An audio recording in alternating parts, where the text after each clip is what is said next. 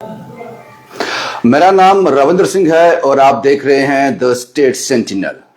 बड़ी खुशी होती है ऐसे इंटरव्यूज करने में, ऐसे ऑफिसर से बात करने में जिन्होंने अपने ऑफिस में वाकई में काम किया है, जो ईमानदार है, ऑनेस्ट है और आंसरेबल है लोगों के लिए।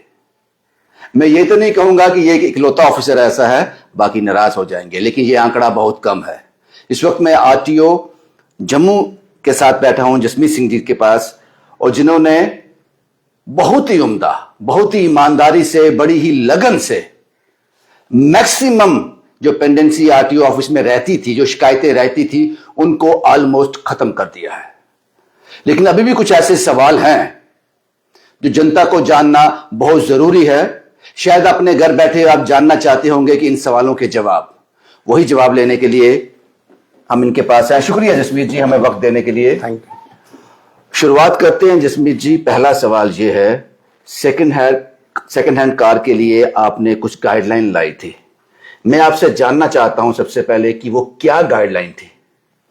देखिए, ऐसा है कि ये एक्ट में प्रोविजन है कि किसी भी शख्स ने अगर बिजनेस करना है, गाड़ियों की सेल परचेज करनी है, तो वो एक ट्रेड सर्टिफिकेट यहां से इशू होता है आरटीओ ऑफिस से, या फिर कंसर्न किसी भी डिस्ट्रिक्ट के जो रजिस्टरिंग अथॉरिटी है, एआरटीओ, उनसे उनको ट्रेड सर्टिफिकेट एक इशू होता है।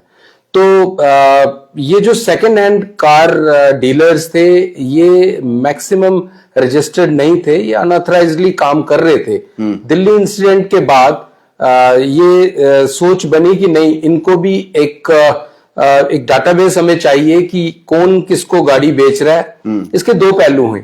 एक तो ये है कि एक तो डाटा जो है वो कंप्लीट रहेगा कि किसने किसको गाड़ी बेची, सेकंड हैंड गाड़ी, और सेकंड ये है कि जो वो ट्रांजैक्शन है, वो ट्रांजैक्शन डिजिटल वे में होगी, और उसमें जो ये कैश का लेन देन होता था, ये भी जो है ये ना हो। तो ये दोनों तीन चीजों को मद्देनजर रखते हुए हमारे वर्दी ट्रांसपोर्ट कमिश्नर साहब ने नवंबर में एक सर्कुलर निकाला था और अपॉर्चुनिटी दी थी जितने भी कार डीलर्स हैं जम्मू कश्मीर यूटी में, जो इस तरह का लेन देन सेकंड हैंड कार्स का करते हैं, उनके लिए कि वो अपने आप को आगे रजिस्टर कराएं आरटीओ ऑफिस पे। और पोर्टल पे वो सुविधा जो है वो है, पोर्टल पे ही जाके उनको सिंपल एक प्रोसीजर है, जैसे ही वो पोर्टल पे एंटर करेंगे तो उनको पोर्टल ही खुद बताता है क्या क्या रिक्वायरमेंट्स हैं। हमने भी नीचे जो है वो लिख के लगाई हुई हैं, और इसके लिए नोटिस भी हमने निकाले इंफॉर्मेशन डिपार्टमेंट के थ्रू, प्रेस में गए, सोशल मीडिया पे हमने प्रिंटिंग और दूसरे मीडिया में हमने ये लोगों को अवेयर किया कि ये रिक्विजिट डॉक्यूमेंट्स हैं, ये आप करके हमारे पास रजिस्टर हो जाइए, ताकि आप लीगल वे में जो है अपना कारोबार जो है वो कर सको। लेकिन जसमीत जी, जो आपने कहा कि एक ट्रेड सर्टिफिकेट चाहिए, यहाँ पर रजिस्टर करवाना पड़ेगा, पोर्टल है, इस सारे प्रोसेस में कितना वक्त लगता है? मैं अगर सेकंड हैंड कार का बिजनेस करता हूं तो कितना वक्त लगेगा मुझे रजिस्टर करवाने में? देखिए, ऑनलाइन है, आपको कुछ पेपर्स हैं वो आपको ऑनलाइन ही वहां पे सबमिट करने, अपलोड करने हैं,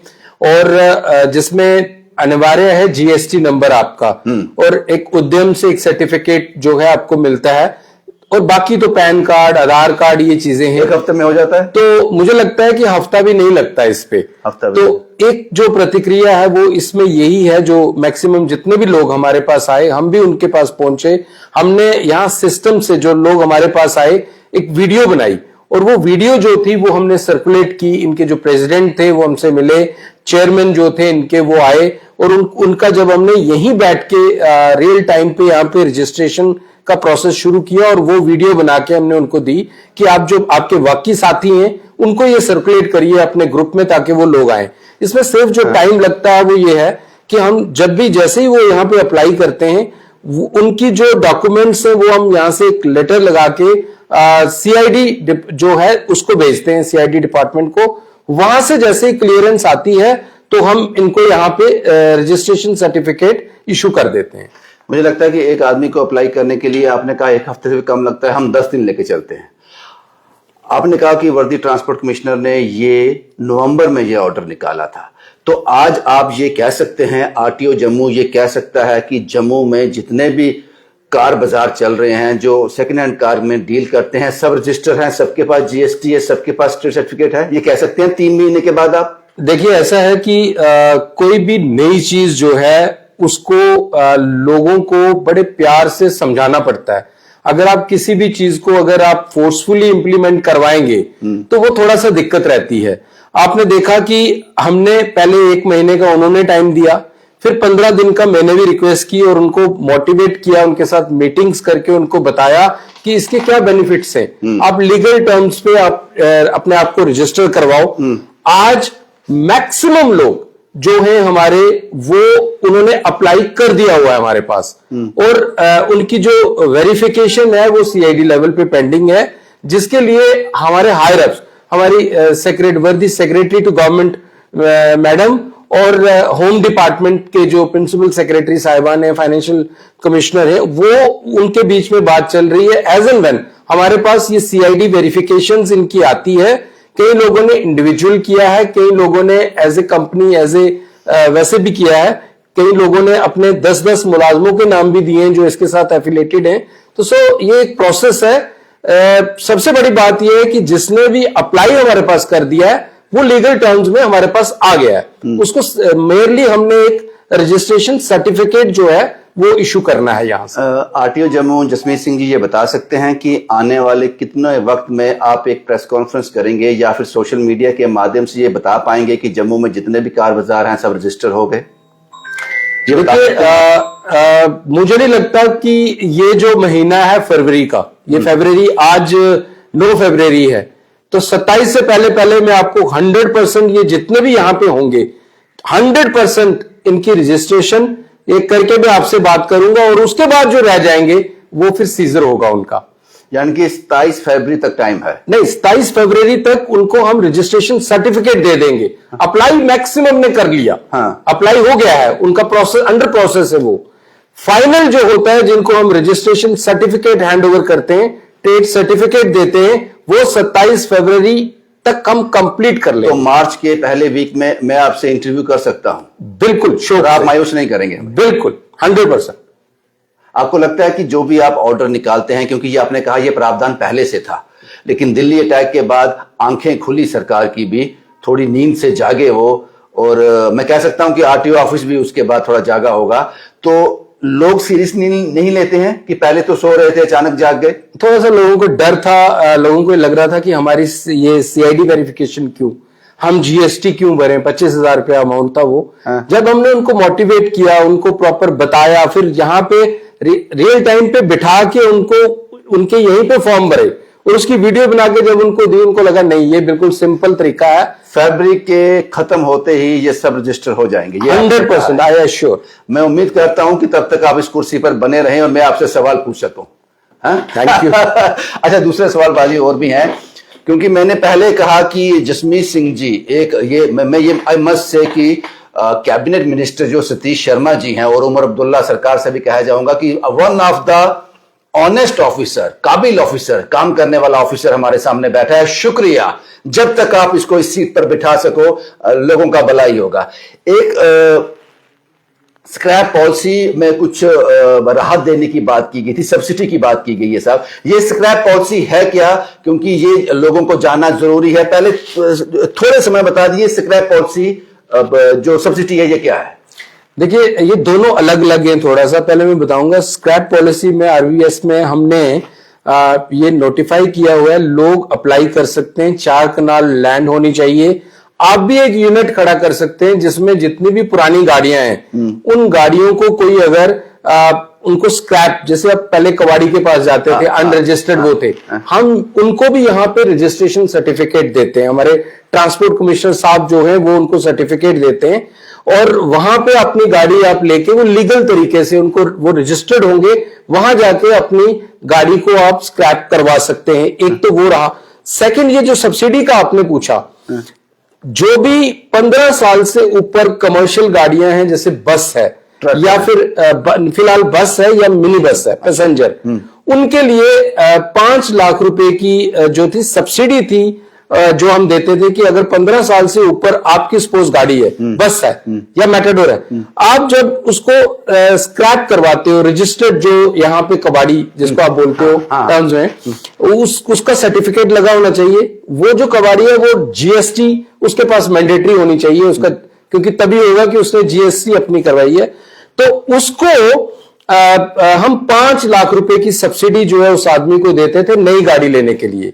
और जो स्क्रैप का पैसा होगा वो भी उसका ये 5 लाख रुपए का उसको एक दिया इंसेंटिव, गाड़ी अपनी खत्म की है नई गाड़ी के लिए 5 लाख रुपया। और मैं आपको बता दूं कि 54 केसेस को हमने 2 करोड़ 70 लाख रुपया ट्रांसफर किया है। इसी 2-3 दिन पहले की मैं आपको बात कर रहा हूं। और आज हमारी मीटिंग थी जिसमें 85 केस हमने और प्रोसेस कर दिए, 85। एज ऑन टुडे हमारे पास पेंडेंसी कोई नहीं, जितने केस आए थे उनको हमने प्रोसेस कर दिया। आपके माध्यम से भी मैं लोगों को बोलूंगा कि जो भी लोग जिनकी बस या मेटाडोर 15 साल से ऊपर की है और वो उसको स्क्रैप करके सब्सिडी के लिए अप्लाई करना चाहते हैं, तो सिंपल प्रोसेस है। यहां पे आए हमारे आरटीओ ऑफिस पे, एक एप्लीकेशन दे, हम उसकी आरसी कैंसिल करते हैं। जैसे वो वहां स्क्रैप वाले यूनिट पे जाते हैं, उसका जो चेसिस है उसको काट दिया जाता है, वो हमारे पास सबमिट करते हैं। यहां पे उनका केस हम प्रोसेस करते हैं, सिंपल वे उनके अकाउंट में हम ये पैसा ट्रांसफर करते हैं। 5 लाख रुपया है जो बस का। सर एक सवाल यहाँ पे हो रहा है, ये तो बहुत बड़ी है, क्योंकि जिसकी गाड़ी 15 साल से पुरानी हो गई, उस गरीब आदमी के पास पैसे नहीं होंगे, मैं करूंगा क्या इसको स्क्रैप करके, तो वो चलाता रहता है, पोल्यूशन भी रहता है और नॉर्म्स वायलेशन भी होते हैं।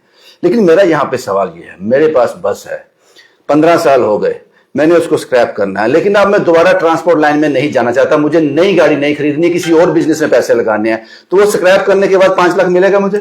नहीं, वो ऐसा नहीं है। वो उसको इंसेंटिव इसीलिए दिया जा रहा है कि नई गाड़ी ले। अगर वो नई गाड़ी ले रहा है तो पुरानी गाड़ी, क्योंकि पोल्यूशन आपको पता है, उसको भी हमने रिजॉल्व करना है, वो पोल्यूशन वाला मसला भी। तो नई गाड़ी अगर वो लेना चाहता है तो उसके अकाउंट में काबिल तारीफ है पाजी। एक और जसमीत सिंह ने जो कारनामा कर दिखाया है, जो भी एक्सीडेंटल केस होते हैं जिसमें किसी की मृत्यु हो जाती है बदकिस्मती से, या फिर वो सीरियसली इंजर्ड हो जाता है, उसके लिए भी कोई प्रावधान है? मुझे लगता है कि बहुत पैसा आरटीओ आपके ऑफिस से निकल चुका है। ये क्या पॉलिसी है, लोगों को बताना जरूरी है, कि लोग अवेयर नहीं है। काफी लोगों को अवेयर कर दिया, लेकिन फिर भी एक नंबर ऐसा है। Please go ahead. देखिए, ऐसा है कि पिछले, जैसे मैं 25 की ही बात करूंगा, टोटल डिस्ट्रिक्ट जम्मू में हमारे पास 949 एक्सीडेंट हुए। और मुझे बड़ा दुख से ये कहना पड़ता है कि 222 के करीब लोगों की डेथ हुई। और इसी तरह बड़ी काफी लोग थे जो जख्मी हुए, वो उनकी तादाद भी हजारों में है। तो डेथ केस में क्या है? डेथ मैं आपको बता देता हूं, क्या ऑर्डर क्या है। ये बेसिकली ये एक स्कीम है जिसमें एक ऑर्डर के तहत ट्रांसपोर्ट डिपार्टमेंट के जितने भी आरटीओ या एआरटीओ कार्यालय हैं, उससे ये इमदाद उस ऑर्डर के तहत, जो कि 8 अप्रैल 2022 को वो ये ऑर्डर हुआ था, उसके बाद जितने भी एक्सीडेंट हुए हैं वो लोग एलिजिबल हैं। अगर किसी की भी डेथ हुई है 1 लाख रुपए डेथ की कंडीशन में, अगर इंजर्ड हुआ है कोई तो माइनर इंजरी में 10,000 रुपया, और अगर ग्रीवियस नेचर की इंजरी है तो 50,000 रुपया, और अगर जो डिसेबिलिटी हो गई है, परमानेंट डिसेबिलिटी, तो 75,000। तो ये हमारे ही ऑफिस पे सिंपल एक एप्लीकेशन, एफआईआर की कॉपी, डेथ सर्टिफिकेट, अगर डेथ हुई है तो उसके साथ साथ लीगल हायर सर्टिफिकेट और डोमिसाइल सर्टिफिकेट, क्योंकि ये इसलिए है क्योंकि हम हर डिस्ट्रिक्ट में इसको कैटर कर रहे हैं। तो जिस डिस्ट्रिक्ट का वो रहने वाला है, उसी डिस्ट्रिक्ट को उसको वहीं से पैसे देने। तो अगर इंजर्ड है तो मेडिकल सर्टिफिकेट साथ लगाएंगे, और बैंक की पासबुक जिसमें पैसे ट्रांसफर करने। और ये प्रोसेस कितने टाइम? ये अभी मेरे पास फंड्स की कोई कमी नहीं है। अभी लास्ट वीक हमने 1 करोड़ रुपया वर्दी डिप्टी कमिश्नर साहब, जो कि हमारे इस कमेटी के हेड हैं डिस्ट्रिक्ट लेवल की, इसमें हमारे चीफ मेडिकल अफसर साहब और हमारे एसएसपी ट्रैफिक और मैं एज ए मेंबर सेक्रेटरी, हम 4 लोग हैं। बाय सर्कुलेशन हम इस फाइल्स को निकालते हैं। हमारे पास आज की डेट में कोई पेंडेंसी नहीं है। 1 करोड़ 78 लाख रुपया हमने पिछले इस साल में दे दिया, और हमारे पास किसी तरह की, किसी भी डिस्ट्रिक्ट में मैं कहूंगा वो हमारे ऑनरेबल मिनिस्टर साहब की तरफ से, हमारे वर्दी सेक्रेटरी मैम और ट्रांसपोर्ट कमिश्नर साहब, खासतौर पे मैं कहूंगा, क्योंकि फंड्स उन्होंने हमें जो हमारी रिक्वायरमेंट थी उन्होंने मैनेज करके दिए और फंड्स की कोई कमी नहीं है। मैं बाकी डिस्ट्रिक्ट्स में भी जो लोग हैं उनको ये रिक्वेस्ट करूंगा कि अगर इस तरह के कोई लोग हैं, बड़ा मायने रखता है किसी को 1 लाख रुपया। कई सक्सेस स्टोरीज हैं जहां मैंने देखा कि किसी की अगर ब्रेड की डेथ हुई और उसके फादर जो थे वो ओल्ड एज पे थे, मैं आपको बोलूंगा वो स्टोरी भी आप करिएगा, और वो कुछ नहीं करते थे, अब वो ट्रांसपोर्ट में ही थे पहले, लेकिन वो कुछ नहीं करते थे। आज उस अपने बेटे की 3 बेटियों को वो करियाना शॉप डाल के वो अपना उनका जो रोजी रोटी है वो चला रहे। तो 1 लाख रुपए इंसान की जान की कोई कीमत नहीं है, राहत मिलती है। लेकिन उस परिवार को जो बिल्कुल हैंड टू माउथ है उसके लिए काफी हेल्प भी है और ये उनका राइट है। बिल्कुल बाजी, बिल्कुल, बहुत बढ़िया, बहुत ही उम्दा। मुझे लगता है कि ये जानकारी लोगों तक पहुंचनी चाहिए। अब थोड़ी आपकी काम पर नजर दौड़ा ली जाए। मार्च में फाइनेंशियल ईयर खत्म होने वाला है। इस फाइनेंशियल ईयर में आरटीओ ऑफिस में कितने लाइसेंस नए बने और कितने रिन्यू हुए, कोई आंकड़ा है उसका? बिल्कुल है। एक मैं ये कहूंगा कि जो फ्रेश है हमारे 20,556 लाइसेंस हमने 1 अप्रैल से लेके अभी तक बना दिए। मैं डिस्ट्रिक्ट जम्मू की बात कर रहा हूं। 1 अप्रैल 2025 से लेकर टिल नाउ 20,556 लाइसेंस हमने इशू किए हैं और मैं नए फ्रेश की बात कर रहा हूं। और अगर पूरी डिवीजन, क्योंकि मैं रीजन को देखता हूं, तो अगर पूरे रीजन में देखा जाए तो 38,756 लाइसेंस हैं फ्रेश जो हमने लोगों तक पहुंचाए हैं।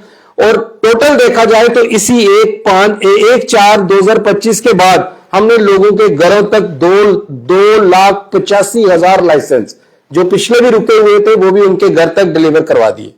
और रिन्यूअल की बात करें, जैसे आपका लाइसेंस अगर रिन्यू करना है तो ये सारा ऑनलाइन है। अब आपको ऑफिस यहां पे आने की किसी को जरूरत नहीं है। 17,933 लाइसेंस हमने रिन्यू कर दिए, मैं आज तक की बात कर रहा हूं, इस साल में। और पूरी डिवीजन, ये डिस्ट्रिक्ट जम्मू में, और डिवीजन में 35,462 जो लाइसेंस है वो रिन्यू करके लोगों के घरों तक पहुंचाए गए। सर, एक सवाल हो रहा है यहां पर। एक बड़ा दौर वो गुजर रहा था, नहीं उस दौर में आप यहाँ इस चेयर पे नहीं बैठे थे, एक दौर गुजर रहा था कि लाइसेंस के लिए ट्राई दे दी, ट्राई पास हो गई, 1 साल हो गया, 1.5 साल हो गया, लाइसेंस घर नहीं पहुंच रहे थे। हालांकि आप उस कार्ड के पैसे भी लेते थे फ्री में, लेकिन फिर भी कार्ड घर नहीं पहुंच रहे थे। अब मुझे पता है आप पहुंच रहे हैं, लेकिन अब सवाल ये है कि अभी भी पेंडेंसी कितनी है उन लाइसेंस की?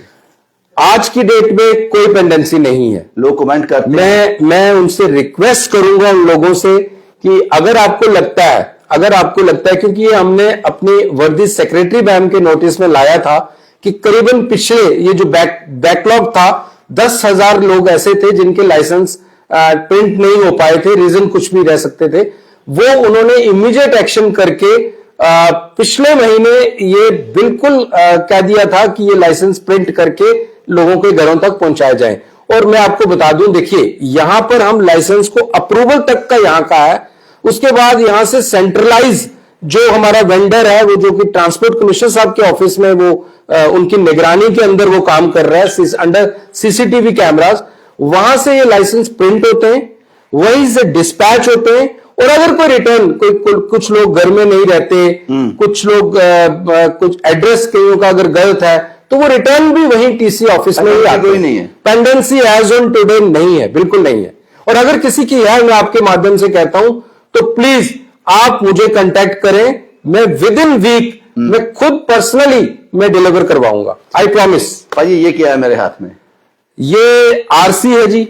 ये अब स्मार्ट एक कागज का टुकड़ा होता था, अब ऐसे आएगी। 17 नवंबर के बाद स्मार्ट सिटी में रह रहे हैं हम, तो 17 नवंबर के बाद ये भी हमारे इस डिपार्टमेंट का ऑनरेबल मिनिस्टर साहब का, हमारी वर्दी सेक्रेटरी साहब को और ट्रांसपोर्ट कमिश्नर जो है हमारे विशेष सर, उनकी देखिए ये भी देन है कि ये आपको स्मार्ट अब कार्ड, वो जो बड़े वाला कागज था वो खत्म, और ये आपको अब स्मार्ट कार्ड, आप जेब में भी अपनी गाड़ी की आरसी रख सकते हैं। 17 नवंबर के बाद ये आरसी भी जो आपका लाइसेंस था उसी पैटर्न पे ये इस कार्ड पे आ गई है, स्मार्ट हो गया। सर सवाल एक और है यहाँ पर, आपने मैंने बड़े ऑफिसर के इंटरव्यू किए हैं, लेकिन इतना साफ साफ कोई नहीं बोलता है। आपने कहा है, वो बात मुझे याद है, जो ओल्ड कार को लेकर, सेकंड हैंड कार का जो बिजनेस करते हैं, फरवरी के बाद मार्च में सब लोग रजिस्टर होंगे, ये आपने कहा है। और मार्च के पहले वीक में आपका इंटरव्यू करने आ रहा हूं। I promise. एक और आखिरी सवाल, आपको नहीं लगता ये निजाम है कि चेंज जो है वो निजाम है, चेंज होता रहता है, आपको नहीं लगता कि जो भी आने वाला आरटीओ जम्मू होगा उसके लिए आपने एक एग्जाम्पल सेट कर दी है? अगर जसमीत सिंह जो काम इस वक्त आरटीओ ऑफिस में बैठकर कर रहा है, इस चेयर पर बैठकर कर रहा है, अगर वो नहीं कर पाया तो लोग छोड़ेंगे नहीं अब, क्योंकि वो कंपेयर होगा अब ये काम। अब आपको लगता है उसके लिए एक माइलस्टोन खड़ा कर दिया, मुसीबत खड़ी कर दी आपने? देखिए, अब मैं इस पे तो क्या कहूंगा आपके सवाल पे, लेकिन ये है कि चीजें काफी हद तक स्ट्रीमलाइन हुई। हाँ। हमारे जो कि मैं कहूंगा कि हमारे ऑनरेबल मिनिस्टर साहब, हमारी वर्दी सेक्रेटरी और ट्रांसपोर्ट कमिश्नर साहब एक ही लाइन में, क्योंकि हमें बड़ी सपोर्ट थी, हमें बिल्कुल फ्री हैंड था, अच्छे के लिए हमने जब भी उनसे बात की, सबसे बड़ी बात है फंड्स की, तो फंड्स फ्री लोगों के लिए बिल्कुल प्रॉपर, जो भी उनके वेलफेयर के लिए है, कहीं पे कोई रुकावट नहीं दी गई। जवाब तो मैं उस पर भी आऊंगा। अब स्ट्रीमलाइन है। हाँ। अब चीजें अगर स्ट्रीमलाइन गलत करने की कोशिश करेगा, पकड़ा जाएगा वो अब आप देखेंगे, इवन आर्ट जब होगा तो वो दिखेगा। हम उम्मीद करते हैं पाजी कि मैं शुक्रिया अदा करता हूं सतीश शर्मा जी का भी, जो कैबिनेट मिनिस्टर हैं, छम से आते हैं, बहुत ही बढ़िया ऑफिसर आपने दिया। नजर ना लगे पाजी आपको, आप लंबे समय तक इस कुर्सी पर बने रहें, और मुझे लगता है कि सरकारें भी यही चाहती हैं कि ऑनेस्ट ऑफिसर उनको मिल जाए। जसमीत सिंह साहब हमें मिले हैं, अगला इंटरव्यू जसमीत सिंह साहब से होगा मार्च के पहले वीक में। सर, जो मैं कहता हूं वो मैं करता हूं, तो जब तक मुझे लगता है कि आप वक्त देंगे मुझे फिर। 100%। शुक्रिया मुझसे बात करने के लिए। यही वो ऐसे सवाल थे जो हमने जसमीत सिंह साहब से पूछे, जो आपके लिए जानना बहुत जरूरी थे। उम्मीद करता हूं कि ये इंटरव्यू जो है आपके लिए इंफॉर्मेटिव होगा। शुभम कुमार के साथ Ravindra Singh, the state sentinel के लिए।